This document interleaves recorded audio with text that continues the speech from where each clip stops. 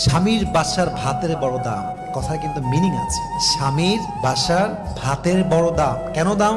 স্বামীর বাড়ির ভাত খেতে হলে স্বামীর খোঁটা সহ্য করতে হয়, স্বামীর মায়ের খোঁটা সহ্য করতে হয়, স্বামীর বাবার ডিসরেসপেক্ট সহ্য করতে হয়, স্বামীর বোনের খোঁটা খেতে হয়, অনেক অসম্মান হজম করতে হয়, স্বামীর গালি হজম করতে হয়।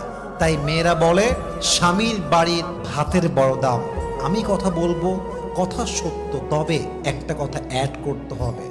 যদি আপনার স্বামীর বাড়ির ভাতের দাম এত বেশি মনে হয়, তবে মাথায় রাখবেন বিয়ের পরে স্বামীর বাড়ির ভাতের দাম যে পরিমাণ বেশি, আপনার নিজের বাপের ঘরের ভাতের দাম তার চেয়ে বেশি।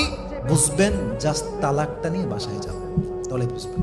জাস্ট তালাকটা হোক, বাসায় যান, 3 মাস থাকেন, 4 মাস থাকেন, 5 মাস থাকেন, স্বামী নাই তালাক হয়ে গিয়েছে, তখন বুঝবেন স্বামীর বাড়ি ভাতের দাম বেশি নয়, এখন তো মনে হচ্ছে বাপের বাড়ি ভাতের দামই বেশি হয়ে গিয়েছে। ঠিক কিনা বলেন?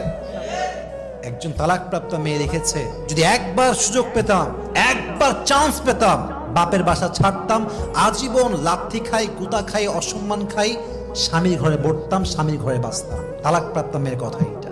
অতএব মাথায় রাখতে হবে, যদি স্বামীর অবদান স্বীকার করতে না পারেন, স্বামী খাওয়া